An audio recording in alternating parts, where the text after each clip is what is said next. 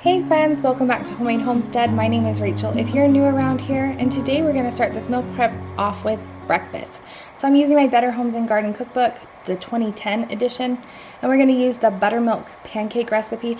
I am going to triple mine, but I will give you the ingredients for just one. So I'm going to use ground flaxseed meal in replace of the egg. The ratio is 1 tablespoon of ground flax meal to 3 tablespoons of water.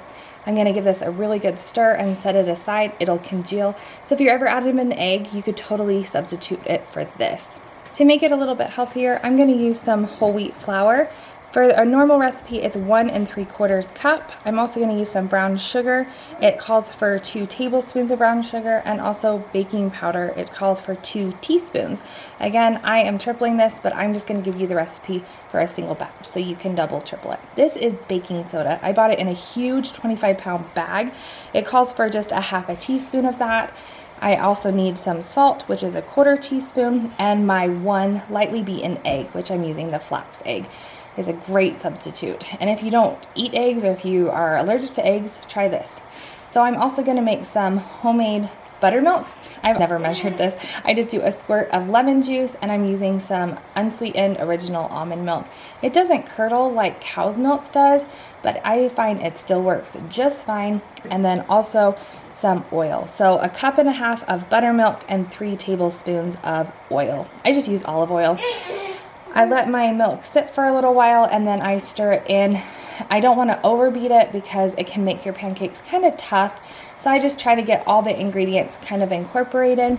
When I think I have it all, I want to give my bottom of my bowl a good scrape because there's always little bits stuck to the bottom. So if you're getting like little chunks of baking soda or anything in your pancakes, make sure you give the bottom of your bowl a good scrape. I also love to butter my griddle. It gives it a great flavor to my pancakes. And do you see my baby girl standing back there? Oh, she's just growing so much. So now I'm just using about 1/4 cup per pancake. And this makes a lot of pancakes. And my 2-year-old loves to help too. I just love them so much. He wants to do one with me, which I guess I've heard, if you let them help you when they're young and they want to, then maybe they'll help when they're older. So, and here they are, beautiful golden brown. It made a lot, like 2 gallon-sized bags worth of them. Oh, look at that steam coming off of them. So for breakfast, I made those hash browns, and it was just way too many hash browns. And so I decided to turn it into my breakfast casserole. I did a video on this full recipe. If you guys want to check it out, it was a $5 dinner. My family loves this breakfast casserole, and they wanted it again. So I am taking all those hash browns and putting them on the bottom layer, just kind of squishing them down. And then I made a mixture of like eggs and cream, or cream cheese actually, and I put that on with some sausage. And this is what it looks like when it comes out. It's just so delicious. Again, recipe linked up above. And look at those layers. There's the hash brown, and on top is that egg. Oh my goodness, it's so good. So I wanted to divide this into 8 servings. It's generous. The 8 servings were generous. And in retrospect, my husband was like, that's just too much. So I think I would have done it into 10 servings, thinking about it now. But I decided to do it in 8 here and put them in these containers, and I was going to freeze them into individual servings. That way, if somebody wants one for breakfast, I can take it out the night before and pop it into the fridge and let it thaw out, and then they can eat it for that day. But it worked out really well still. It was just a little bit too much for one person to eat.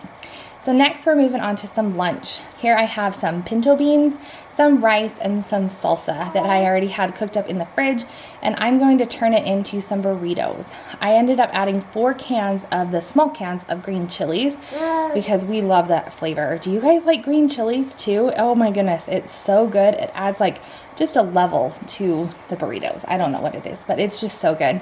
And my beans weren't salted, so I added quite a bit of salt to this, and also the rice is in there too. So quite a bit of salt. Don't be afraid of salt. If you think your food is like lacking in something, maybe add a little bit more salt and see how that tastes. So I just gave it a really good stir, and I taste tested it, and it needed some spices, and the family thought so too. So first I added some garlic powder and some onion powder.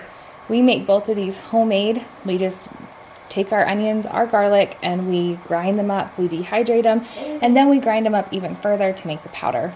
Then I'm also going to use some cumin. My husband thinks this spice smells like BO. Do you guys feel the same way? I think that's so funny. Whenever I'm making something and he's like, what is that smell? I'm like, oh, it's just the cumin, right? And then also some chili powder. So we don't love chili powder, so I just do a little bit of that, and I do a lot of paprika. We love paprika. And you could even switch this up and make some with smoked paprika. That would add a good depth of flavor to it too. So I stirred it again, and I'm using these big flour tortillas. These are the 8 count. They make massive burritos. Like, my family will only eat one. My husband maybe eat 2, but it's great just to be able to pull out that one for the kids for lunch. I love having stuff meal prepped. These all did go into my freezer so that they don't need to be eaten like every single day of the week.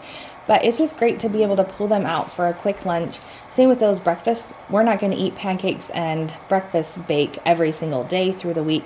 It's just great to have in our freezer, and we can pull them out when we need to.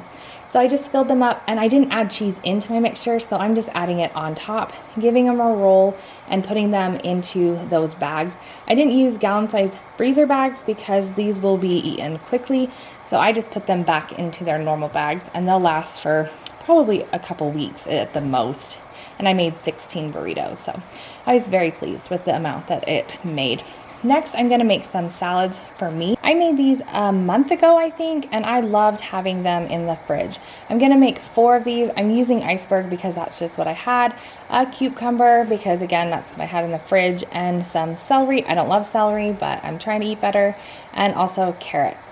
I'm just going to make these up. I am going to keep the lettuce separate, but I am going to start with it. I'm not putting it inside my salads, but I'll just leave it to the side and add it when I go to have them every day. So I'm just taking it out of the packaging, and sometimes the outer leaves look a little bit funky, so I just take off the first one, take off what you think it needs it. And then on the bottom, this is a little trick to take out the core.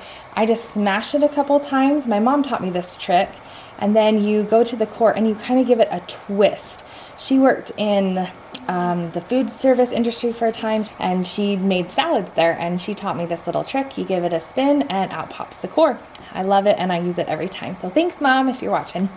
And then I take off the yucky parts of the bottom, like the bottom parts of the leaves. And I wanted to do a really nice, quick shred on this because I don't like big chunks of lettuce in my salad.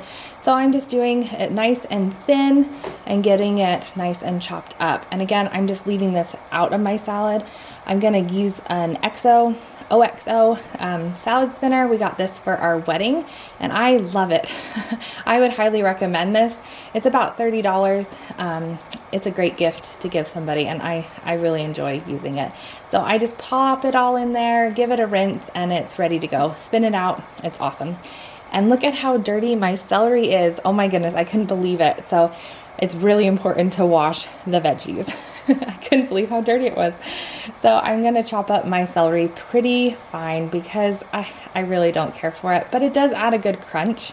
Do you guys love celery? I just can't get behind it, but I am eating it because I do know it's healthy. It's good for me. So I'm trying to incorporate it into what I eat more often.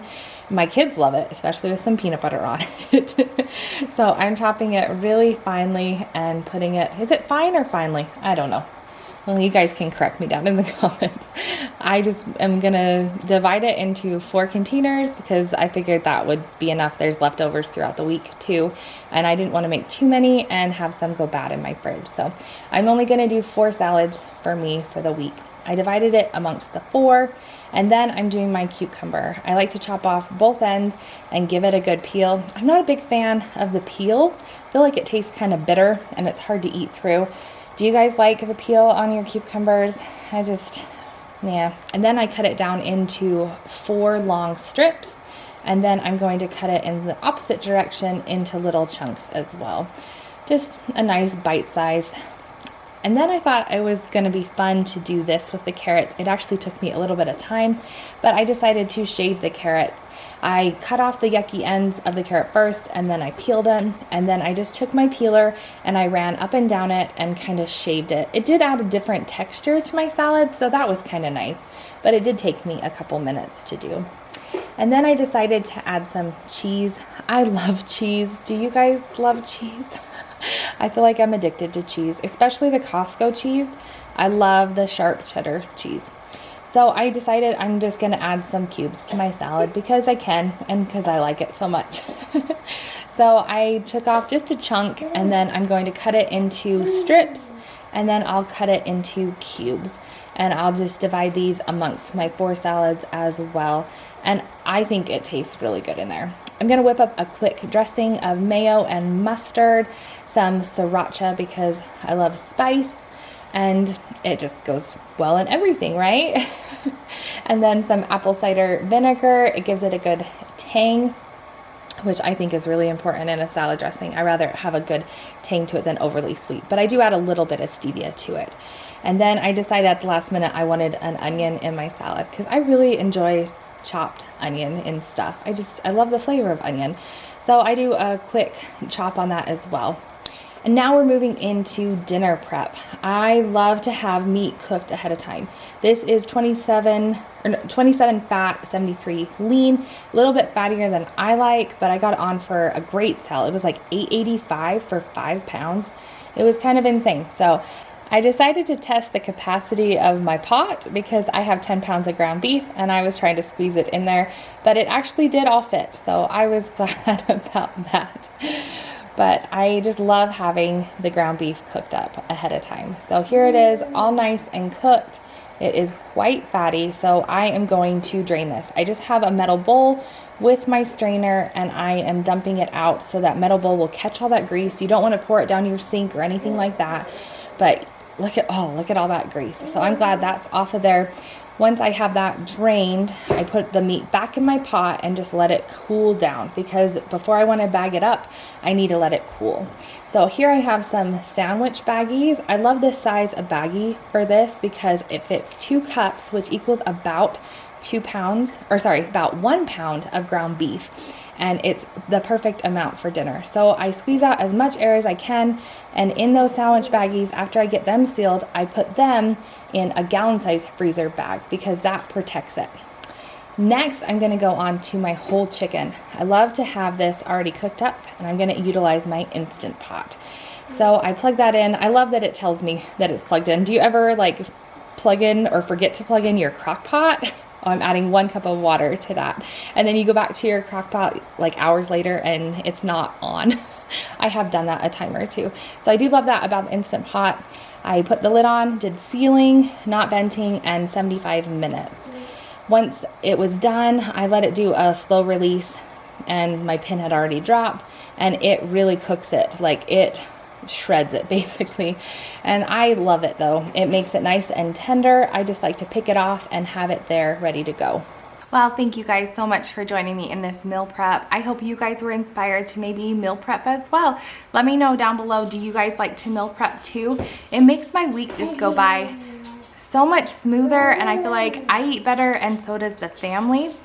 We have those wonderful breakfasts of pancakes and breakfast bake. We also have those lunch preps of salads for me and also burritos for the rest of the family. And also dinner. I love having that meat cooked ahead of time. It makes dinner so much easier. And if my husband wants to make a quick spaghetti, he can grab out a frozen 1 pound portion of cooked beef and throw it into his spaghetti sauce, and there's dinner. Well, thank you guys for joining me today. I hope you're having an awesome day wherever you are, and we'll talk to you again real soon. Bye-bye now.